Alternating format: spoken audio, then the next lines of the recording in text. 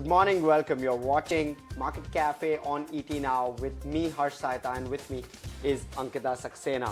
Now, we'll give you a roundup of what global markets have been up to over the last day or so, and of course, on that basis, we'll try and extrapolate what's happening in the next day or so. And Ankita is going to take us through all of what's happening in global markets. Thank you, Harsh. Harsh, somehow the US markets are managing to sustain the rally that they staged on Friday.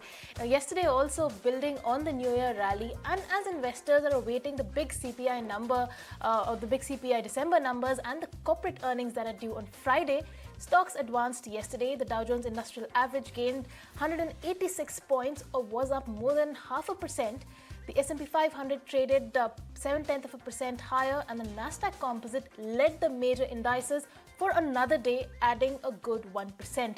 Now, the average has rallied for the past 3 sessions as optimism over cooling inflation has been pushing the investors to invest in the beaten up technology stocks. Now, it was the index's first third-day winning streak since November. Now, European markets retreated yesterday. I mean, they were totally bucking the trend. They retreated yesterday with caution returning as the US Federal Reserve Chair Jerome Powell gave a speech to Sweden's Riksbank. And the pan-European stock 600 closed 0.5% lower, was down 0.5%. CAC was down 0.5%. DAX was down 0.1%, largely flat, and FTSE was also down 0.3% in trade yesterday. So that was the roundup of the US and the European markets. Ash, take us through what is the crude looking like? Well, Ankita, it's largely stable where crude prices are concerned. We've seen that crude yesterday was, just below the $75 a barrel mark. That's exactly where it's at even early in today's trade. But it had spiked up a bit. It had gone up 1% and now it's corrected back downwards, largely on the back of the dollar index. If you look at the dollar index, it was in fact below the 103 mark. It's again now recovered. And due to that, oil prices as well have come off. So currently, oil staying put at the moment. And the other piece that that oil investors will be looking out for is the US inflation data, which will be coming through on Thursday. And the US CPI will of course determine where the Fed takes the rates going forward as well. So, those couple of points in mind with regard to crude, we'll move on. But at the moment, crude Brent just below that $80 a barrel mark. Ankita. Right, Harsh. Thank you for that update.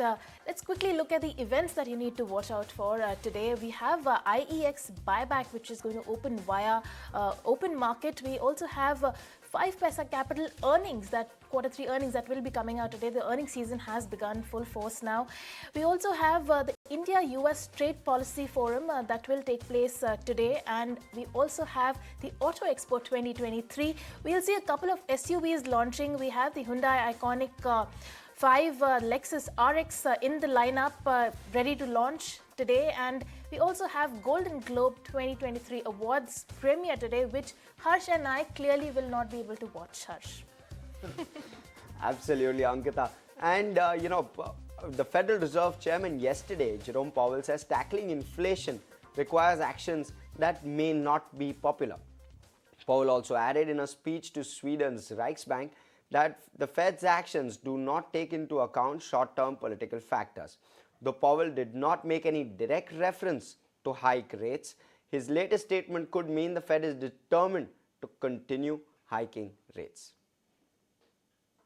Price stability is the bedrock of a healthy economy and provides the public with immeasurable benefits over time. But restoring price stability when inflation is high can require measures that are not popular in the short term as we raise interest rates to slow the economy. The absence of direct political control over our decisions allows us to take these necessary measures without considering short-term political factors. And I believe that the benefits of independent monetary policy in the United States and more broadly around the world are well understood and broadly accepted. But without explicit congressional legislation, it would be inappropriate for us to use our monetary policy or supervisory tools, for example, to promote a greener economy or to achieve other climate-based goals. We are not, and we will not be, a climate policy maker. That's the word coming in from Jerome Powell. Moving on, market expert Peter Cardillo of Spartan Capital Securities shares that the latest remarks from Fed will be a good sign for the markets. He also thinks that the rate hikes have been working in the US and expects more in the coming months. Let's take a look. He's basically sending a loud message to the politicians that we need to do what we have to do in order to get price stability. And so that's not necessarily negative. There's no question that their policy is beginning to work. We see inflation coming down. We saw that in the labor market report last Friday, where wages actually were off by hourly wages were actually off by 50%. I expect to see a very modest increase in the CPI this week, which means that the Fed is doing its job. Does that mean that the 2% target rate is going to be reached in 2023 or 2024? The answer to that is most likely not. But the economy can deal with maybe 3-4% inflation, and that means that maybe rates go up another 50 or 75 basis points. That's not the end of the world. Well, he believes it's not the end of the world, but we have JP Morgan's Jamie Dimon, who said that the Federal Reserve's rate hikes might need to go beyond what's currently expected. He, however, suggests and is in favor of a pause to rate hikes in order to see the full impact of last year's increases. He says, and I quote, "There's a 50% chance current expectations are correct in assuming that the Fed will boost its benchmark rate to about 5% and about a 50% chance that the central bank will have to go to 6%. And straight to the big story of the day, the World Bank has lowered its growth forecast for the global economy as sticky inflation has increased the risk for a worldwide recession. The bank now expects global growth to slow to 1.7% in 2023, much lower than its previous estimate of a 3% growth in June. Now, if the forecast comes true, this would mark the third weakest pace of global growth in nearly 3 decades. Now, the growth was lower only during the global financial crisis of 2009 and in 2020. Now, meanwhile, Indian bankers also expect inflation to remain persistent in 2023. Listen in to some of their views. I think we'll probably see there is a risk of a more sticky inflation than what central bankers and investors would like to believe. So that is one risk. Second, a much longer drawn out war in Russia-Ukraine, even now as a potential risk. And third, watch out for China. China is coming out of COVID, wants to prove to the world again that it is not just the second largest country in the world, it aspires to be the first. So these are the 3 things I will watch, and everything else will follow as trapeze around that, including Indian policy. Still some distance to cover as far as managing inflation is concerned, and that would get reflected in the actions of RBI. I know election is coming up and people are talking about the fact that typically this could be election budget where the government could go about spending, but I think we have to congratulate the government also that through this COVID period they have held the reins very, very tightly, and I don't see any reason why they'll completely let go when the budget comes. So, very important to watch what's going to happen. Macro still is a bit volatile. Wish if we could predict, we could have planned our lives much better, but I would say that the past actions will continue to play out on both the budget and the RBI, is my view. Well, very interesting there. Both chiefs of Kotak Mahindra Bank and Axis Bank respectively. But quickly moving on, China has stopped issuing short-term visas to South Korean citizens. This is the first retaliatory move from the communist country as more and more countries placed restrictions on Chinese travelers. Earlier, South Korea suspended short-term visas for the Chinese while making negative COVID tests mandatory for those traveling from China before departure. And members of the US House from both the Democratic and the Republican parties voted overwhelmingly to establish a new committee to address threats from China. The final tally was 365 in favor and 65 opposing it.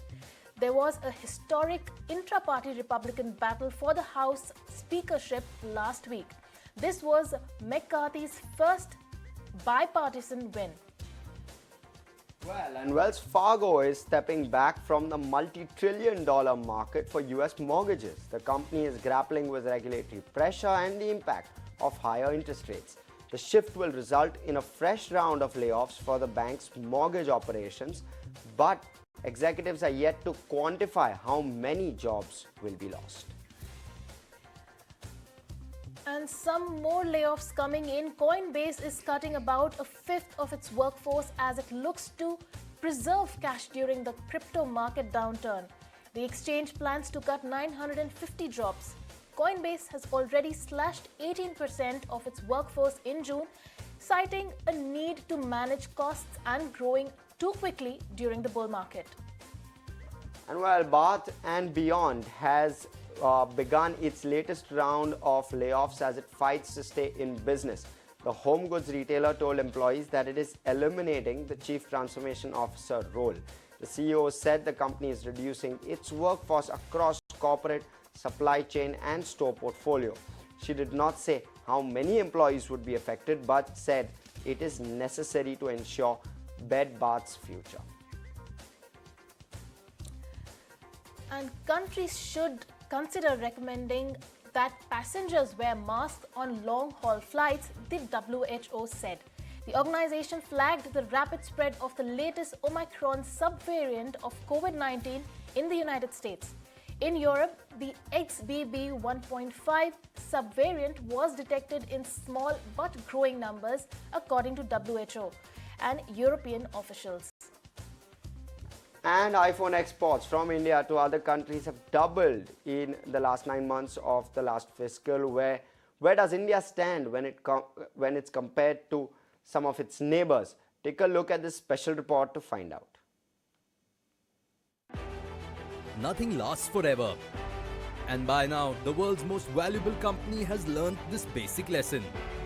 Apple, like many other American manufacturers, for years placed enormous trust in China. But everything changed after Xi Jinping closeted 1.4 billion Chinese for 3 long years. And that meant Apple had to find another fertile land to continue to grow. And what better place than India to manufacture iPhones then? Latest data reveals that Apple exported iPhones worth more than $2.5 billion from India between April and December 2022. This figure is double the output in the entire previous year. In absolute terms, the number may not be very attractive. In fact, around 30 million iPhones were made in India in 2021, in comparison with 230 million in China, according to reports. But it's important to remember that the global tech giant started assembling its latest iPhone models in India only last year, and the rollout could not have been faster and smoother. So what prompted Apple's shift away from Beijing to India? In one word, the answer is diversification. Apple's hand was forced after trouble at Foxconn's plant in Zhengzhou, also known as the iPhone City. And Beijing's handling of the pandemic did not win it any American allies, with many manufacturers now exploring alternatives. What more, the Indian government's incentives under Made in India scheme are also luring manufacturers to the country. Reports indicate that Apple's biggest supplier, Foxconn, won $44 million of benefits in the first year of operations in India. Wistron's claims under the PLI scheme are reportedly under process. India is also home to a talented workforce, and the wages are 50% lower than in China. The government also has plans to woo laptop and other electronics manufacturers to India. Miracles don't happen overnight, but India sure has the potential to challenge China's hegemony in manufacturing. And well, Moving on, at Times Network, we are always looking to create investor awareness and make financial matters simple for our viewers. Keeping up with our values, we present the second season of Nivesh Ke Fande. On this edition, we take a deep dive into the world of index funds. Listen in to what we have to say. The pandemic has seen a number of Indians turn to the financial market to invest their wealth. Yes, but many have wanted to follow a passive route of investing. Absolutely. And they have been able to do so by investing in index mutual funds. But Aisha, how does one know if they are investing in an index fund or actively managed fund? Well, it's quite simple. Index funds mimic a stock market index like the NSE Nifty 50 or the BSE Sensex. So your investments are only in the stocks that are part of the index. And the investments are made in stocks, replicating the same weightage that they have been in the index against which the funds are benchmarked. And since the fund manager just has to replicate the stock composition of the index, the expense ratio is quite low as compared to actively managed funds. But Nikunj, while a low expense ratio is ideal, investors should also check the tracking error of the index fund before they invest in it. Yes, a low tracking error shows that index funds returns relative to its benchmark do not vary much, which is a good thing. Nikunj, another benefit of investing in index funds is that investors get access to diversification. Right, since the index fund replicates the index, diversification is built into the system. And if someone is bullish on the long-term prospects of the index, then an index fund is a very simple and easy route to stay invested towards that belief.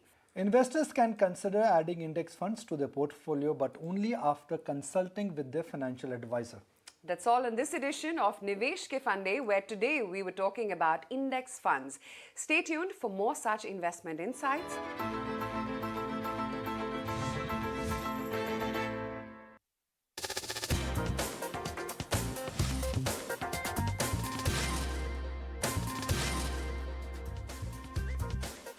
Welcome back. You're watching Market Cafe. And let's quickly move on to some news coming on the domestic front. Now, market regulator SEBI has modified certain provisions of the existing offer for sale or OFS through stock exchanges. Now, under the fresh guidelines, SEBI has now allowed the non-promoters to sell their equity shares in a company through OFS. However, OFS is available to companies with a market capitalization of 1,000 crores and above. Now, what else has the regulator stated? My colleague Anurag Joshi joins in with all those details. Capital Market Regulator, Securities and Exchange Board of India has tweaked the rules on offer for sale of shares on stock exchanges. According to SEBI's new rules, those companies with a market capitalization of 1,000 crores rupees or above can offer for sale their shares. Founders, promoter group shareholders or non-promoter group shareholders are also allowed to sell their shares under the offer for sale. The promoters are allowed to sell shares within 2 weeks from the OFS to the employees, and such sale of shares would be counted as offer for sale. The minimum size of offer for sale is 25 crore rupees, and a size less than 25 crore rupees for offer for sale of shares is allowed for founders to meet the minimum public shareholding norms under a single tranche. Well, thank you so much, Anurag, for that. But we've just seen the SGX Nifty hit 18,000 as we speak, come straight up from being largely flat, at least when we started the show. So at the moment, around 0.1% higher, but still absolutely flat, and on the back of all those Asian indices doing better. But I'll quickly move on to one of the key stories that came out yesterday towards the latter half of the trading session. Max Financial and Axis. We saw a surge in the stock price of Max Financial, up over 3.5% in late trade, after Axis Bank entered into a revised agreement with Max Financial. Now, the erstwhile agreement stated that Axis and its entities, and its subsidiaries were to buy around 20% of Max Financial.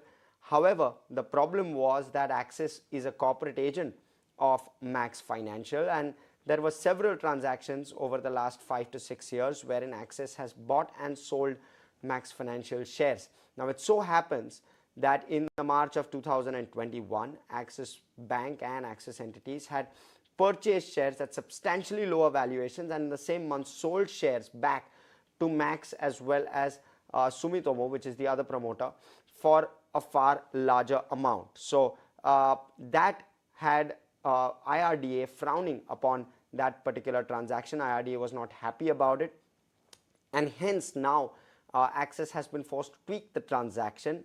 Axis claimed earlier that the transactions were undertaken under two separate agreements and they were just following the wordings of the agreement. However, now Axis is having to tweak that.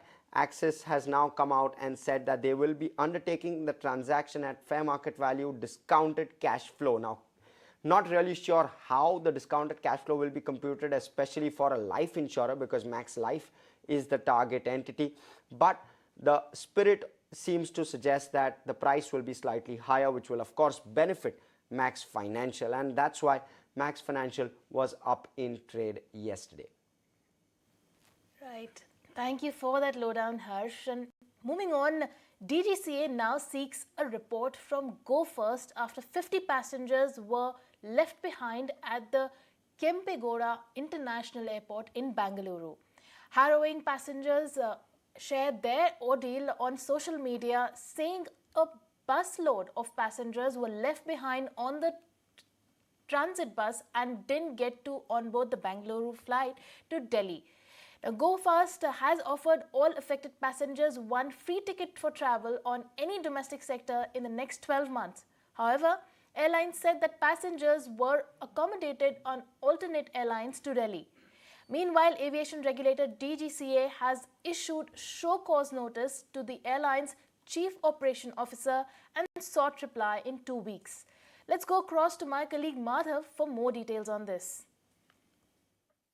In the instant case, and this is very important because the DGCA specifically says multiple mistakes such as lack of proper communication, coordination, reconciliation and confirmation have resulted in a highly avoidable situation, and therefore DGCA has issued show cause notice to accountable manager or the chief operating officer of Messrs Go First as to why enforcement action should not be taken against them for dereliction of their regulatory obligations. To allow the principles of natural justice, they've been given 2 weeks time to submit their reply to the DGCA. You're right that it is right after this, about half an hour after this, that the statement of Go First then comes out, where they say that they sincerely apologize for the inconvenience to the passengers due to the inadvertent oversight in the reconciliation of flight G8116 from Bengaluru to Delhi. But this is a very, very blatant violation. Remember that even if baggage is of a particular passenger do not reach the destination in time, that itself is also considered a big violation. So how is it possible that an entire busload of passengers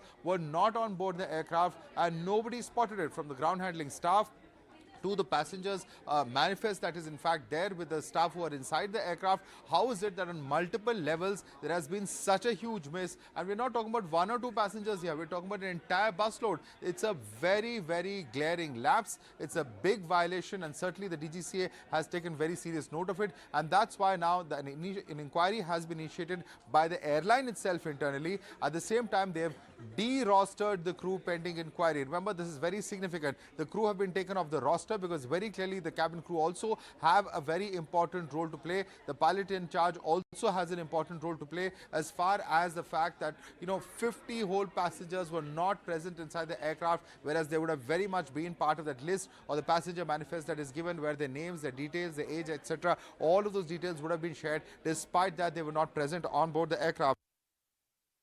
Well, yes, just adding to the fiasco in the airline industry, at least at the moment.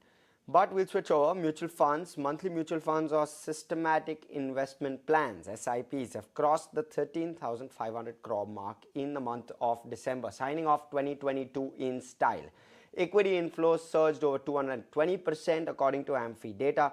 Total inflow to equity mutual funds schemes jumped from 7,300 crore in the month of December last year versus the 2,258 crore in the previous month. Seems like adoption of SIP as goal-linked route to create wealth over the longer term is an idea that is doing well with retail investors. Let me take it across to my colleague Sharad Dubey, who's going to tell us more on these mutual fund trends. Well, a very welcoming number coming in from December's SIP data, coming in from also AMFI. The SIP is at all-time high levels, more than 13,500 crore mark, and this is the third straight month where the 13,000 mark has been breached. Now, this is the SIP number, the most important number for the day. Apart from this, the important internals also coming in, inflows ranging between 4,400 and 91 odd crore rupees. And if you see the equity segment itself, for the 22nd straight month, inflows have been positive, and this is the equity inflows are also coming in at a 2-month high levels.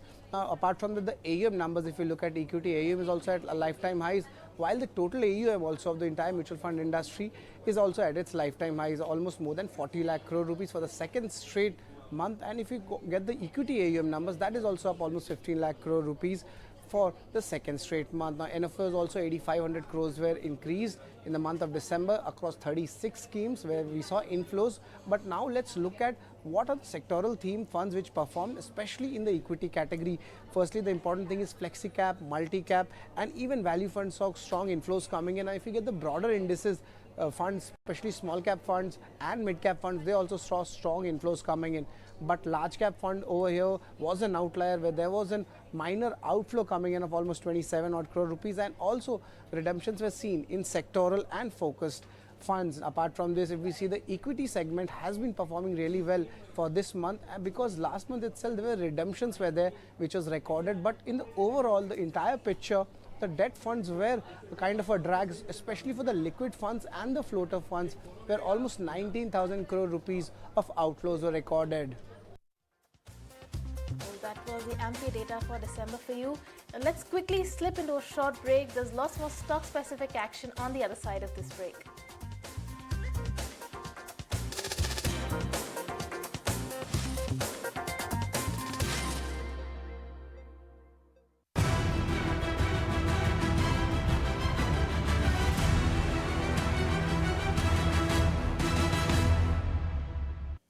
Well, at Times Network, we are always looking to create investor awareness and make financial matters simple for our viewers. Keeping with our values, we present the second edition of Nivesh Ke Fande. On this edition, we discuss the different kinds of risks involved in mutual fund investing. Let's take a look. Welcome to another edition of Nivesh Ke Fande. Avan, you know, whenever we invest our hard-earned money, we always analyze the risk versus the return. Absolutely. Every investment avenue has some risk involved. It's just about knowing the level of risk and whether one's actually comfortable with that. So today, let's talk about the risks involved in mutual fund investing. While they do provide a plethora of assets to invest in, what are some of the key risks that mutual funds carry? Well, firstly, it's important to note that mutual funds do not guarantee or assure returns. This is because some of the risks that they are subject to are market risks. Equity mutual funds are investing in stock markets, and the markets are inherently volatile. So inadvertently, mutual funds also face the risk of being impacted by market turmoil. Another risk is concentration risk. When most of an investor's portfolio is concentrated in a particular sector, if anything impacts that sector, it will adversely impact the investor's portfolio. That's why it's very important to diversify one's financial portfolio and not have all of one's eggs in one basket. Another important risk that mutual funds face is the interest rate risk. When interest rates increase, debt mutual funds usually get impacted negatively. Then there is, of course, the liquidity risk. If, due to some reason, a financial asset is no longer easy to sell as before, it reduces liquidity of that particular asset and realization of fair price becomes less likely. And further, there's also the credit risk, which is when the mutual fund scheme has invested in a fixed income security and there's a default by the borrower or a downgrade in its ratings. These are some of the main risks associated with mutual funds. But we must always remember that the great investor Warren Buffett says about managing risks. Yes, he famously did say that risk comes from not knowing what you're doing. So it's important to know all the risks and then invest. That's all in this edition of Nivesh Ke Fande. See you next time.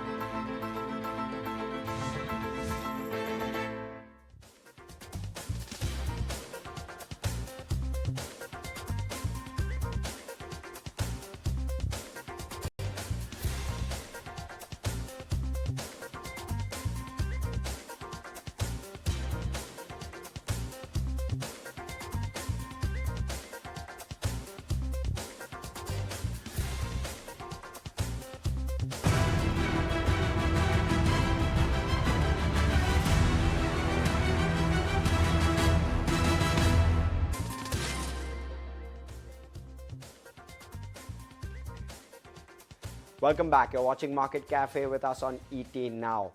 Now I'll welcome in the studio, of course, Lisa, because it's that time of the day where Lisa takes us through all of the stocks and news. We, of course, also have Vamakshi with us.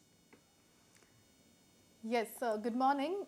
Uttam Sugar Mills has, the board has approved the increase in its capacity for distillery capacity will be increased by 100 KLPD and the capacity will be added by December 2023, entailing an investment of Rs 56 crore. Their cane crushing capacity also will be increased by 2,450 crore to 26,200 TCD and that will be added by November 2023 at an investment of 40 crore. Well, the management stated that the funds will be financed through a mix of internal accruals as well as loans. Moving on to Tata Motors, the Tata Passenger Electric Mobility, which is a wholly owned subsidiary of the company, they have completed the acquisition of Ford India's plant at Gujarat. Adani Ports consortium of Adani Ports SEZ and Gadget Group has completed the acquisition of Haifa Port Company HPC from the government of Israel. Well, the consortium had won the bid for HPC during July 2022 for USD 1.18 billion and the concession period of the port is up to 2054. Moving on to Dr. Reddy, well, Theranica, which is a digital therapeutics company, they have developed the advanced devices for migraine conditions and they have entered into a strategic license with Dr. Reddy for exclusive marketing and distribution of FDA-approved Nerevio, which will be distributed in India. Finally, on the defense stock, the centre has approved the proposal for defense equipment, which is worth around 4,300 crore. So that is positive for the defense stock. Well, these are the major news which is coming from the companies and which the investors will keep in focus today. Well, thank you so much for that, Lisa. Do keep an eye out on all those stocks today. But we also have Vamakshi in the studio with all the major brokerages. So, Vamakshi, tell us, what are the brokerages saying this morning? Well, absolutely a very good morning to you and Harsh as well as Lisa.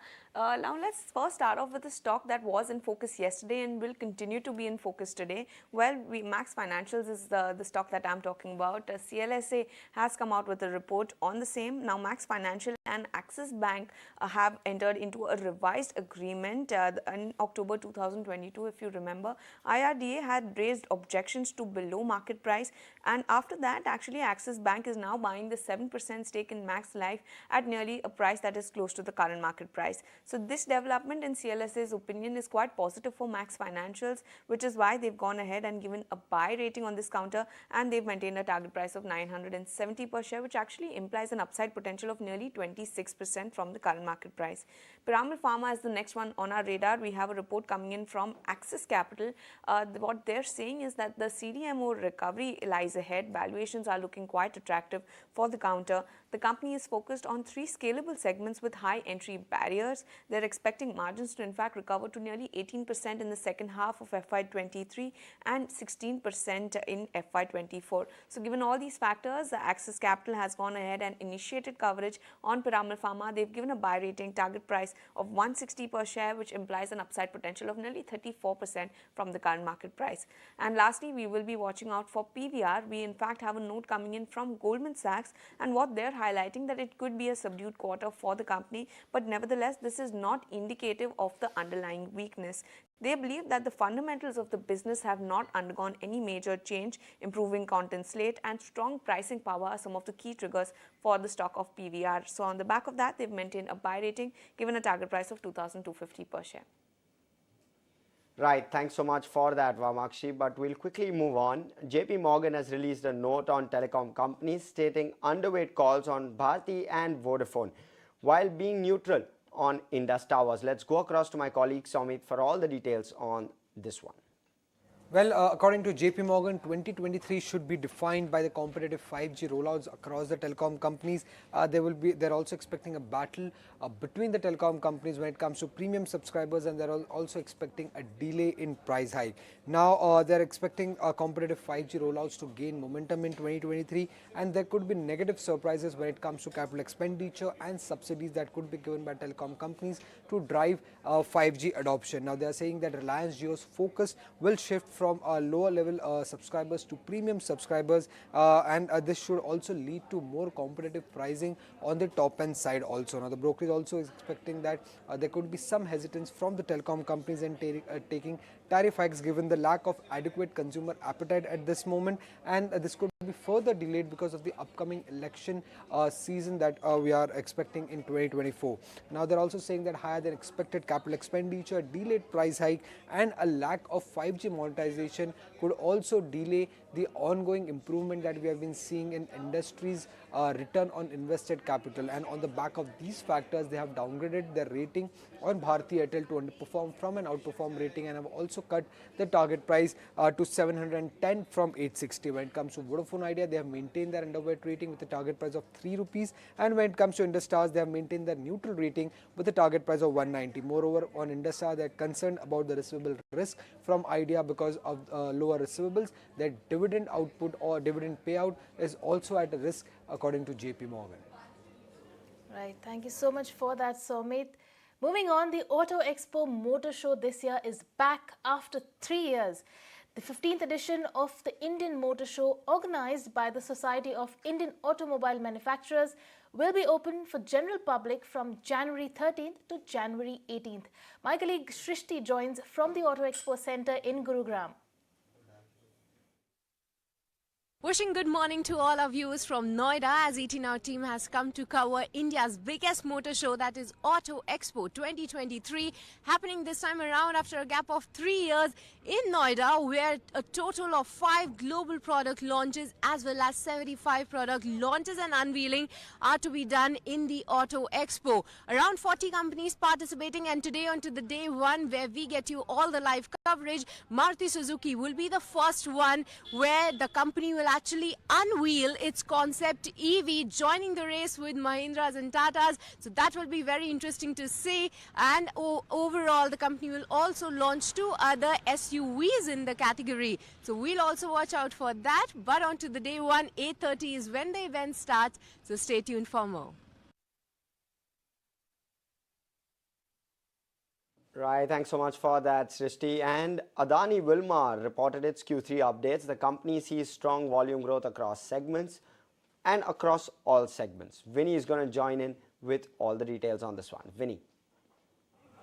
Good morning. And when you look at Adani Wilmar's numbers that are coming in terms of Q3 updates, seems like they're better than what the peers have given in the FMCG space so far. But let me take you all through what they're giving in the update. Strong volume growth across segments. They've continued to gain market share is what the company has highlighted. Also, they've said that they've benefited from a stronger out-of-home consumption coming in as well. And other than that, the channels like e-commerce, quick commerce, modern trade, E2B segments, those have grown much faster in the rate in terms of growing faster in terms of the other channels as well. So keep an eye on that. Overall, the company said that they've seen a broad-based growth, whether it's rural or urban markets.